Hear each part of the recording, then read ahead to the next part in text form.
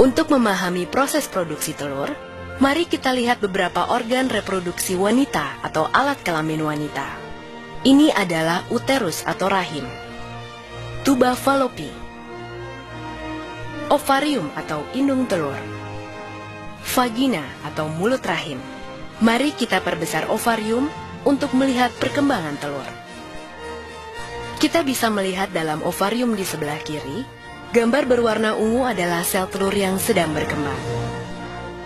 Semenjak dilahirkan, seluruh sel telur yang dimiliki wanita tersimpan di dalam ovarium dalam keadaan tak berkembang. Sebulan sekali, perintah hormonal dari otak memerintahkan ovarium untuk memproduksi folikel, di mana folikel yang dominan akan melepaskan sel telur dewasa untuk pembuahan. Lihat folikel yang berkembang dalam ovarium ini. Folikel adalah kumpulan sel yang mengelilingi telur dan menyuburkannya. Pada masa ini, selaput rongga rahim menebal untuk persiapan pertumbuhan sel telur yang telah dibuahi, untuk menjadi janin atau jabang bayi. Selain itu, ovarium menghasilkan hormon estrogen dan hormon progesteron. Bila kadar estrogen mencapai puncaknya, maka hormon ini akan memberi umpan balik ke kelenjar di otak untuk melepaskan atau menyetop LH. Untuk menyiapkan telur untuk pembuahan, FSH mulai membagi materi genetiknya. Ini tanda dimulainya siklus reproduksi. Folikel kemudian melepaskan hormon estrogen yang membuat lapisan uterus dapat menerima telur yang telah dibuahi. Dalam perjalanannya menuju uterus, ada dua hal yang dapat terjadi pada telur: dibuahi oleh sperma atau tidak. Jika terbuahi, biasanya terjadi di tuba falopi. Dari situ telur menuju uterus dan tertanam dalam dinding lapisan uterus untuk menyuburkan dirinya. Jika telur tidak dibuahi dalam waktu 24 jam setelah keluar dari ovarium, ia berhenti berkembang dan hancur sebelum mencapai uterus. Sebagai gantinya, uterus mengeluarkan lapisannya dalam bentuk menstruasi selama 4-5 hari. Siklus reproduksi. Siklus reproduksi berkisar antara 21 hingga 40 hari. Hanya sekitar 10 hingga 15% wanita yang memiliki siklus 28 hari. Menghitung siklus reproduksi dapat dilakukan dengan membuat catatan pada kalender. Dengan demikian, masa subur dapat diketahui. Hal ini sangat berguna untuk menentukan kapan masa subur dan ovulasi terjadi. Setiap bulan pada hari kelima siklus reproduksi, selaput rongga rahim mulai tumbuh dan menebal, sebagai persiapan terhadap kemungkinan terjadinya kehamilan. Pada sekitar hari ke-14, terjadi proses pelepasan telur dari ovarium atau ovulasi. Sel telur ini masuk ke dalam salah satu saluran falopi. Dan jika saat ini ada sperma yang masuk, maka terjadilah pembuahan. Jika terjadi pembuahan, sel telur yang telah dibuahi akan masuk ke rahim dan tumbuh menjadi janin. Pada sekitar hari ke-28, jika tidak terjadi pembuahan, lapisan rongga rahim meluruh dan terjadi siklus menstruasi berikutnya. Pembuahan.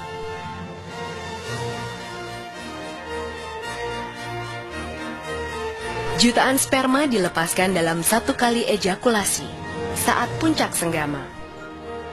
Setelah dipancarkan ke dalam mulut rahim, sel sperma bergerak ke dalam rongga rahim dan saluran telur untuk mencapai sel telur yang matang dan siap dibuahi. Dari jutaan sperma yang dipancarkan, hanya beberapa yang dapat bertahan hidup mencapai indung telur, dan hanya satu yang akan bertahan hidup mencapai indung telur. Sperma kemudian mempenetrasi dinding sel telur, kemudian mengkombinasikan materi genetiknya dengan sel telur dalam proses yang disebut pembuahan. Kehamilan. 3 bulan pertama kehamilan terjadi selama 14 minggu dari 40 minggu masa kehamilan. Pada masa ini wanita mengalami berbagai perubahan emosi yang dikarenakan perubahan hormon pada tubuhnya. Dan pada saat ini pula sering terasa mual-mual pada pagi ataupun malam hari. Pada minggu pertama, hampir seluruh organ internal janin telah terbentuk. Janin mulai mengepal, bahkan sudah dapat sedikit bergerak. 3 bulan kedua, minggu ke-15 sampai minggu ke-27 kehamilan, wanita mulai mengalami gejala sesak nafas. Pertumbuhan janin di perut mulai terlihat. Muncul kerut dikarenakan membesarnya kandungan. Pertumbuhan janin terjadi paling cepat di minggu ini. Tangan dan kaki janin berkembang semakin kuat. Gerakan janin semakin dapat dirasakan ibu yang mengandung. Walau organ janin telah hampir terbentuk, paru-parunya masih harus berkembang. Janin bertambah besar dan berat. Pada 3 minggu terakhir, minggu ke-28 sampai 40, bayi dan paru-parunya terus berkembang. Sulit bagi wanita menemukan posisi yang nyaman, baik saat tidur ataupun terbangun pada usia kehamilan ini. Pada akhir minggu ke-40, bayi terdorong ke bawah. Hal ini merupakan tanda persalinan akan dimulai.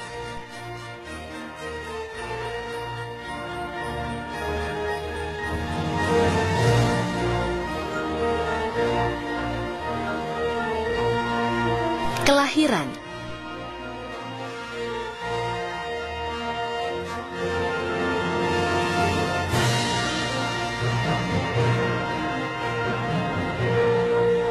Ketika pembukaan mencapai 10 cm, terjadi dorongan, tanda persalinan akan dimulai.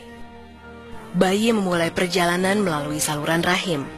Saat kepala bayi mulai berputar, ia dapat saja terluka ketika menuju ke bawah saluran rahim yang sempit pembukaannya. Tulang kepala bayi memiliki ruang yang bernama fontanel, yang membuat kepala bayi memanjang dan cukup untuk keluar melalui saluran rahim. Kepala dan pundak bayi disangga, sementara bagian tubuh lainnya keluar dengan mudah. Ketika keluar, kepala bayi secara otomatis kembali ke ukuran normalnya. Keluarga bahagia yang telah melaksanakan program keluarga berencana ini nampak riang gembira. Penantian panjang selesai sudah. Berharap bayi mereka kelak kan menjadi